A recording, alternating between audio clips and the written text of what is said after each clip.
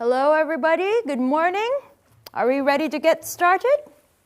Okay, today I'd like to talk about artificial intelligence or AI. First, I'd like to begin by defining AI and looking at some of the different approaches to AI. Then we'll discuss some of the challenges faced by scientists working in this field. We'll finish up by looking at some of the accomplishments of AI and what scientists hope to achieve in the future. Okay, so first, what exactly is artificial intelligence? Well, it's a relatively new science. Researchers only began to work on intelligent machines back in the 1940s and 50s. John McCarthy, a computer scientist at Stanford University, defines AI this way: as the science and engineering of making intelligent machines, especially intelligent computer programs. So let's use this definition and go a bit further with it. Intelligent machines. Before we can make an intelligent machine, we first need to decide what we mean by intelligent, right? And then how we go about programming that into a machine. Well, so far there have been two main approaches to doing this. One approach aims to create machines that can think or act rationally, though not necessarily just like a human. For example, some scientists have worked on creating machines that do things, like perform physical tasks, like, for example, a robotic vacuum cleaner, but they do them in a non-human way. Now, the second approach aims to come up with machines that can actually think or act like humans. They actually simulate human thinking or do things that require human-like intelligence, such as carrying on conversations, just like a real person would. Okay? Everyone with me so far? Okay, so let's say we want to build a human-like machine. How can we know if we're successful? In other words, how do we figure out if a machine actually can think or act like a person? Well, in 1950, a scientist named Alan Turing developed a test to answer this question. The Turing test is still used today to measure whether a machine has human-like intelligence. Okay, there, in this diagram, you see a human judge who sits in a room with a computer. The judge types messages and carries on two conversations, one with the computer and one with another person. Now both reply, and the judge tries to decide which is the person and which is the machine based on their answers, their conversation. So, if the computer can fool the human judge, if the judge thinks the computer is human, it passes the test. Now, Turing guessed that by the year 2000, a computer would be able to pass the test, but he was wrong. To this day, no computer has been able to pass the Turing test. Okay, so why haven't scientists been able to develop a machine that is human-like enough to pass the Turing test? The main reason is that human beings are very complex, very complicated. And human thinking requires a lot of different skills that you just can't program into a computer. Okay? Let's look at some of these. First of all, a machine with human-like intelligence would need to have what we call natural language processing skills. That is, the ability to communicate naturally in a language. But to do this well, a machine needs to have the human ability to use context to understand the meaning of words and sentences. Now, so far, no machine can do that.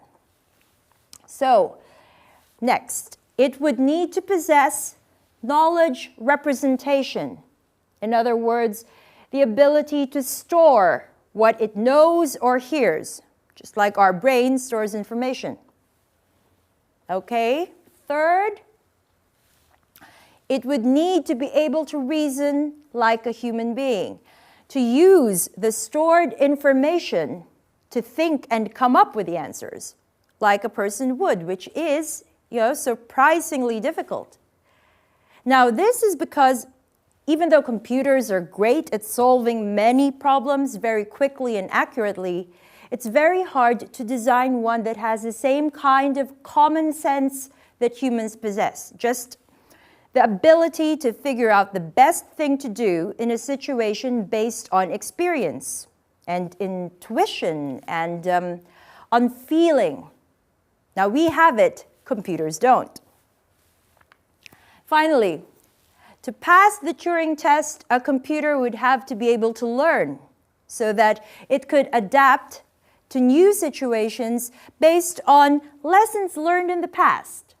Now, these skills I just showed you are only the ones needed to pass the basic Turing test, where there is no physical interaction between the computer and the judge. An even more challenging test is the total Turing test. Now, this requires both a visual and physical interface. So it's not just typed messages back and forth. Now, the total Turing test is done with a video monitor. So the judge can test the computer's ability to perceive visual input, to see something and respond to it. Now, there's also a hatch or a little door where the judge can pass objects to test the computer's physical abilities. So, to pass this test, a computer would have to possess vision, and it would have to be robotic so that it could handle objects and move around, which is much more difficult.